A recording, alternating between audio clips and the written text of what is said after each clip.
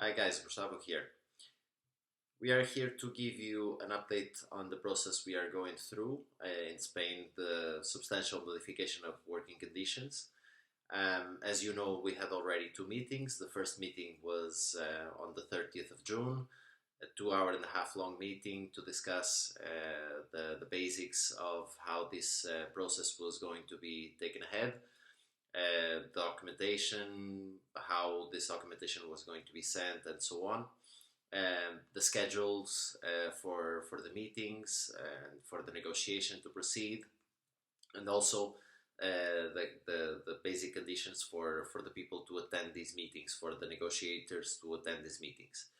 That was done on the 30th of June, as I said, and then on the 2nd of July, we had another meeting, more technical meeting, where we discussed the main document of this whole process. The main document of this process is a report from Ernst and Young. It's a consulting company, and basically this report is a very technical and very generic report. And for this, the company brought the experts that wrote the report to the meeting, and the unions, USO and CEPLA, brought two experts, one each, to actually question and to help us, the unions, to understand a bit better how this report was written, based on what, and so on. What we got as conclusions, contrary to what Daryl Hughes said on Fleet Tweet, was that this report is very weak and it doesn't justify at all the salary cuts that the company is proposing. It doesn't justify the cuts because the cuts proposed by Ryanair are over a period of 5 years, which is excessive. It's too long. And this report doesn't talk about 5 years. It talks about two or three main things, and revolves over these three main things over the entire report. The first is the impact of COVID-19 on aviation, in a global manner. It doesn't even specify the Spanish reality. The second issue that the report goes through is the state aid that Ryanair is complaining about, that other companies get and Ryanair doesn't, which is false, because Ryanair got £600 million from the UK government, from a fund, and is going to be repaid like any other airline in Europe, as far as we know. Will have to pay back the money that they are getting.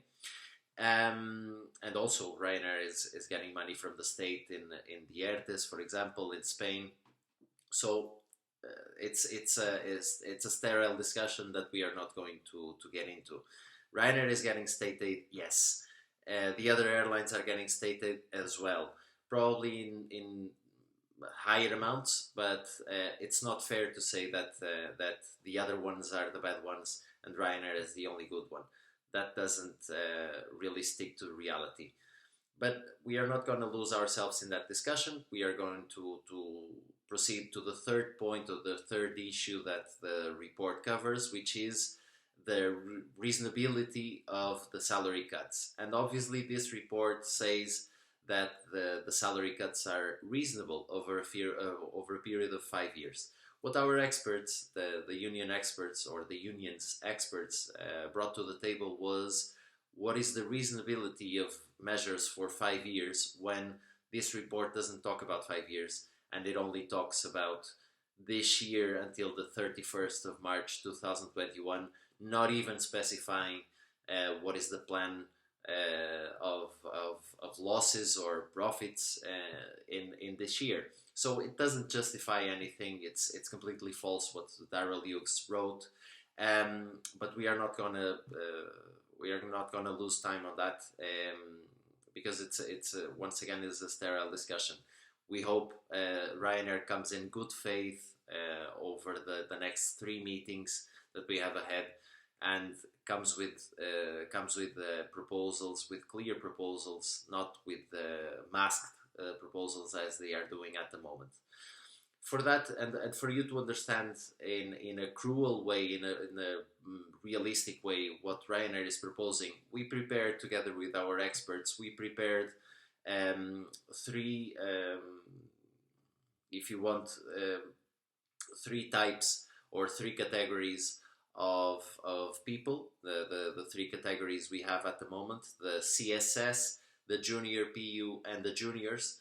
And we studied the impact of the measures that Ryanair is proposing for you to understand in a better way what really is going on. For that, we prepared, as I said, three different studies or three different charts where we can see in detail what is going to happen with the three categories of people. For that, we are going to try to explain now on screen, with the CSS being the first one. In the case of the full-time permanent contracts of CSS, on the left column you have the current pay, and on the right column you have the new pay with the cuts that Ryanair is proposing. So on the left column, what we have at the moment, the current pay with the productivity bonus, onboard sales, medical, ID, uniform, basic salary plus annual leave and flight hours. What we have is an average. You will not have your specific case there. Obviously, there are people that are earning less. There are people that are earning more. But on average, what we tried to do here was an average, and on average, we calculated that number one is getting about 33,000 euros, and this is an average, as I said. Probably your case is lower, your case is higher. It doesn't really matter. What matters is for us to have an idea of an average on what the cuts proposed by Ryanair would mean. This means that that on average, the number one would get a net pay, if the productivity bonus would be included in your monthly salary, would get a monthly pay of 2,300 euro, about that, 3,337.50 euros to be precise. Now, what happens with if Ryanair implements their measures? The productivity bonus disappears, so it will be a zero amount, and then we are already on the right column. The onboard sales would drop to 50%, because now, as we know, the onboard sales are less than in a normal environment. So we would calculate that the sales would be affected by 50%. The medical ID uniform is not affected, and then the basic salary plus annual leave minus 10%, and the flight hours, which will have a cut of 10% as well. We need to understand that in average, before COVID-19, we will have a year with 850 hours as an average. But now, as we are going to have the operation reduced by 50%, at least in August and September, we don't know what is going to happen the rest of the year, but probably a similar thing. So we calculated that the flight hours, instead of being 850 a year, would be 425 a year. On top of that, there is this cut of 10%, which would mean the amount you have there, 5,600 euros more or less. And this means that the average net per month would be, instead of the 2,337 as usual, would be in reality, for a number one, now 1,548 net, which would in turn would mean a real cut of 33%. Now let's go to the cases of the junior PUs. The junior PUs, we calculated that these people are getting the same concept as before. On the left column, current pay; on the right column, the new pay.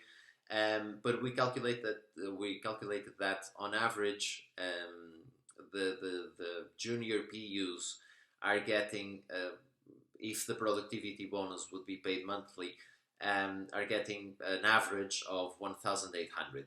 Once again, there are people that are getting more, there are people that are getting less, but it's just for you to have an idea, right? On the If we go to the right column, and if we get to the average net per month, we see that the junior PUs would get not what they were used to, but a lot less. It would be about 1,200 euro net per month, which would in turn mean a real cut of 33.74%. And now let's go to the last case and the more concerning case, which is the juniors. The juniors with full-time permanent contract without a basic salary. These people, as they don't have a basic, they don't have a minimum of pay. So this would mean that with our flight hours being reduced to half, as the operation is not going to be a full operation anytime soon. If we look into it, it would mean that these people would get an average net salary of about 600 euro per month. This is absolutely outrageous, and it would mean a real cut of about 57%, more than 57%. So this is for you to understand better what Ryanair is proposing, and for you to understand that what Ryanair is trying to do is to mask a salary cut of 10% in the end of the day, with a much higher cut. What we expect is Ryanair to reconsider their proposals and to make clear and transparent proposals that can be agreed on.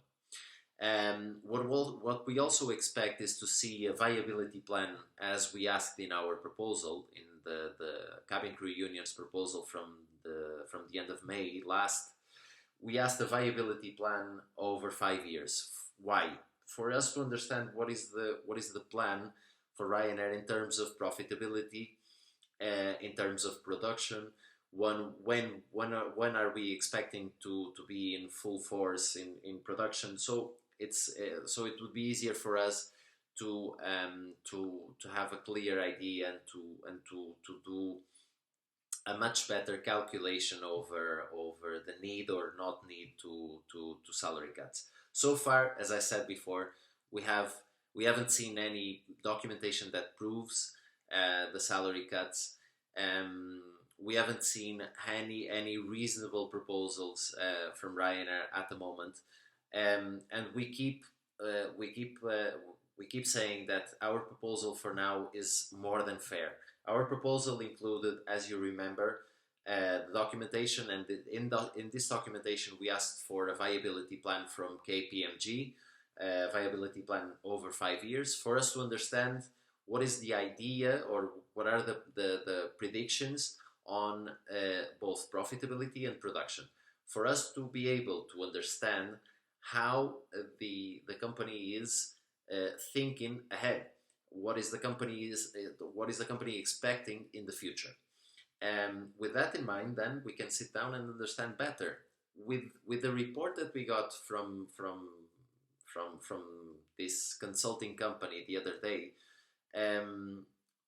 what we got was the exact same story that we were hearing over and over again from Ryanair, and that doesn't justify anything. That only justifies that Ryanair, as they paid for this report, this consulting firm has done a report over what they said, and that's it. There is nothing else. There is no independent, really independent approach on this. So what we expect is good faith, transparency, clearness over this process. So basically, if we understand better, as we tried to do before, explaining with the charts and explaining with data what this would mean, if we understand better the kind of salary cuts or the kind of cuts they want to do, it's a first step. We still have 3 meetings ahead, and we still have plenty of time to reach a reasonable agreement.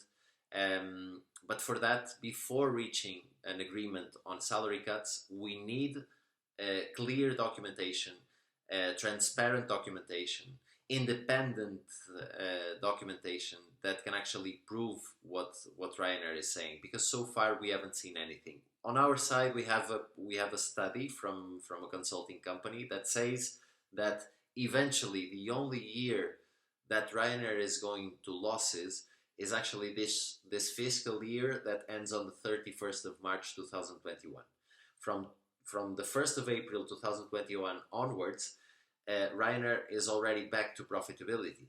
So if this is the case, and we have this study in hands, if this is the case, it doesn't make sense to extend the salary cuts over a period of 5 years. This doesn't make any sense so far.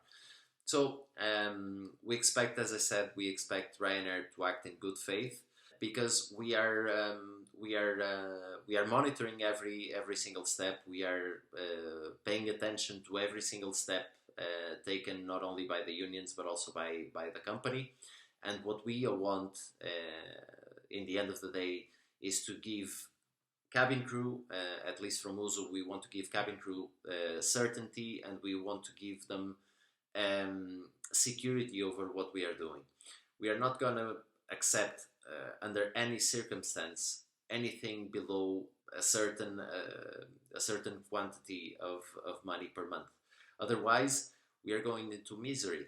And as a union, we are actually working hard to take us all out from misery. So it doesn't make any sense to go back to misery or to put you in misery whatsoever. We hope you understood in a clear manner what the cuts proposed by Ryanair mean. You know the proposal we sent to the company. Before we reach any kind of agreement on salary cuts, we need to have documentation that really justifies the salary cuts. And so far, we haven't seen any.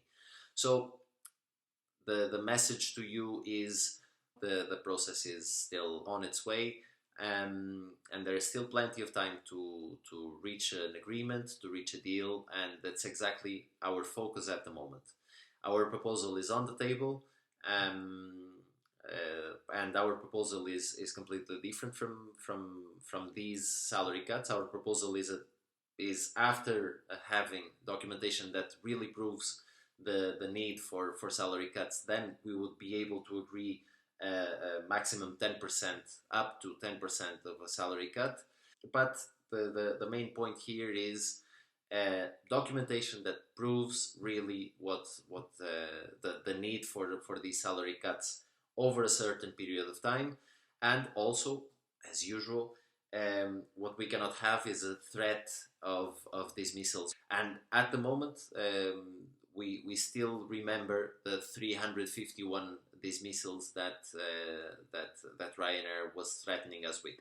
So we'll keep you updated. We'll tell you more after the third meeting that is gonna take place on the next 7th of July.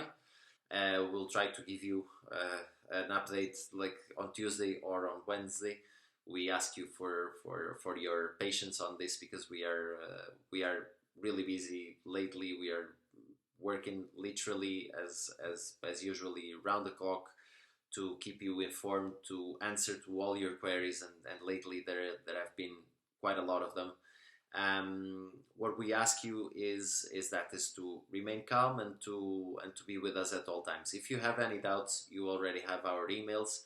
You have our Slack workspace where you can contact us directly. You can ask your questions, and we are always there for you. We are always there to help. From me today, that's all. And as soon as we have more news, hopefully on Tuesday or Wednesday, we'll come back to you. Thank you very much, and we'll speak soon.